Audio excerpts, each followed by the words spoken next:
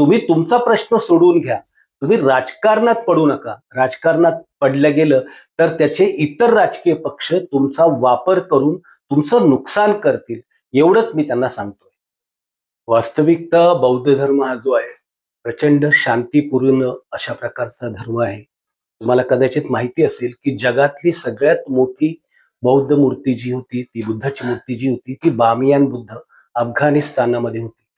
अफगाणिस्तानातल्या अतिरेकी लोकांनी त्या संदर्भात ते तोफेने उडवण्याचा सुद्धा प्रयत्न केला, तरी सुद्धा संपूर्ण जगातला जो बौद्ध समाज होता, तो अत्यंत शांततेने राहिला. त्यांना त्या मूर्तीच्या वेगवेगळ्या पद्धतीच्या देण्यात आल्या, पण आता त्या अफगाणिस्तानातल्याच लोकांना पश्चाताप झालेला आहे. वास्तविकता बुद्धभूमी फाउंडेशन इथे सुद्धा ज्या मला मी जी माहिती घेतली त्याच्यामध्ये स्पष्टपणे असं दिसतंय की कुठेही मूर्तींची तोडफोड झाली, अपमान झाला अशा पद्धतीची वस्तुस्थिती नाही आहे. तिथे वंदना घेऊन त्या ठिकाणी लोकांनी त्या सन्मानानं मूर्त्या ज्या आहेत त्या विहारामध्ये ठेवण्यात आलेल्या आहेत.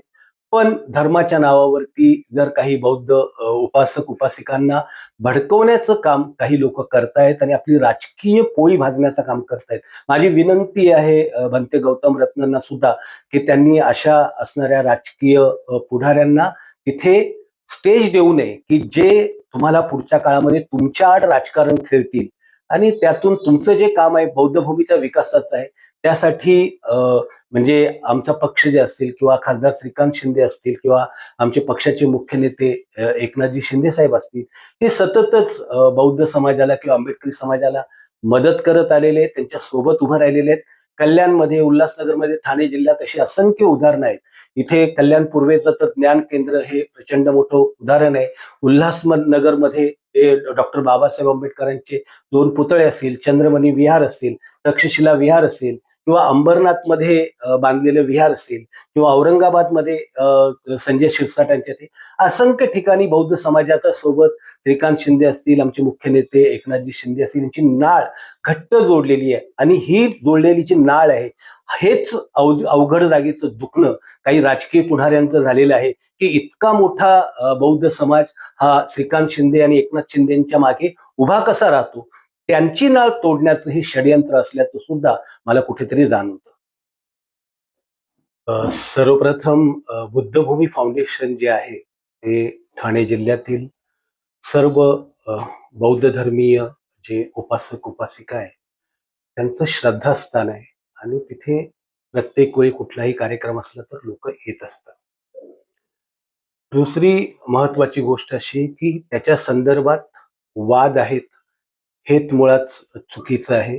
कारण त्या संदर्भातल्या सगळ्या प्रकारच्या कायदेशीर प्रक्रिया इतकंच नाही तर त्या बुद्धभूमी फाउंडेशनचे जे प्रतिनिधी आहेत त्यात भंते गौतम रत्न आहे, त्यांची वारंवार आयुक्त असतील किंवा इतर राजकीय पक्ष असतील किंवा आमच्या पक्षाचे नेते संसदरत्न श्रीकांतजी शिंदे यांच्याशी सुद्धा वारंवार चर्चा झालेली आहे आणि चर्चा झालून सर्व ठरलेलं आहे.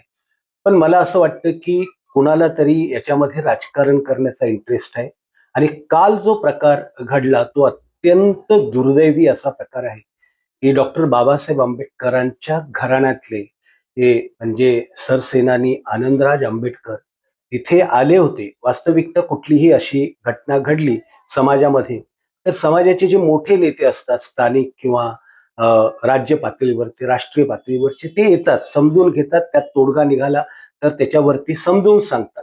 पण जाणून बुजून त्यांचा अपमान, त्यांना हुटाऊट करण्याचा जो प्रयत्न झाला तो अत्यंत दुर्दैवी आहे आणि त्याचा मी तीव्र शब्दामध्ये निषेध करतो. आणि मी त्या संदर्भात बुद्धभूमी फाउंडेशनची जी लोक आहेत त्यांना सांगतो की त्या संदर्भात तुम्ही आनंदराज आंबेडकर जे आहेत सरसेनानी समाजाचे आणि एका पक्षाचे राष्ट्रीय नेते त्यांची तुम्ही माफी मागितली पाहिजे.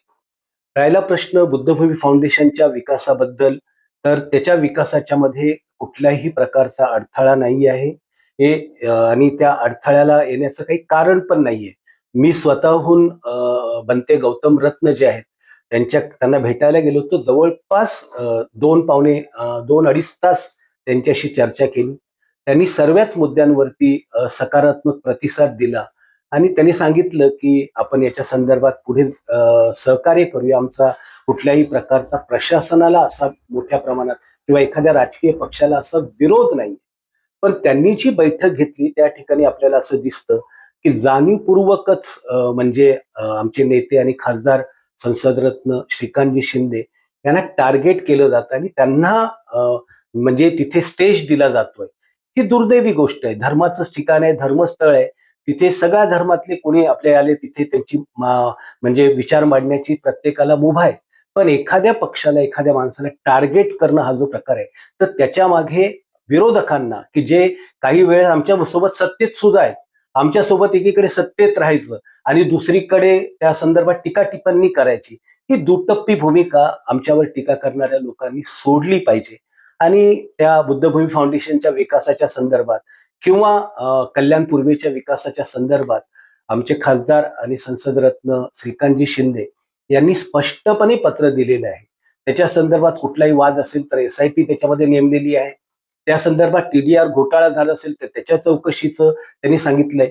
इतकंच नाही तर बुद्धभूमी फाउंडेशनच्या विकासाच्या संदर्भात संपूर्ण सहकार्य देण्याचं, त्याचे अप्रोच रोड असेल, त्याच्या बाकीचे हे ज्या काही मागण्या असतील त्या सगळ्याच्या सगळ्या देण्याचं मान्य केल्याच असताना एखाद्या पक्षाला टार्गेट करणं, ते पण धर्माचा आड घेऊन, हे अत्यंत दुर्दैवी बाब आहे. माझी त्या सगळ्यांना बौद्ध धर्मीय उपासक उपासिकांना आव्हान आहे की तुम्ही तुमचा प्रश्न सोडवून घ्या.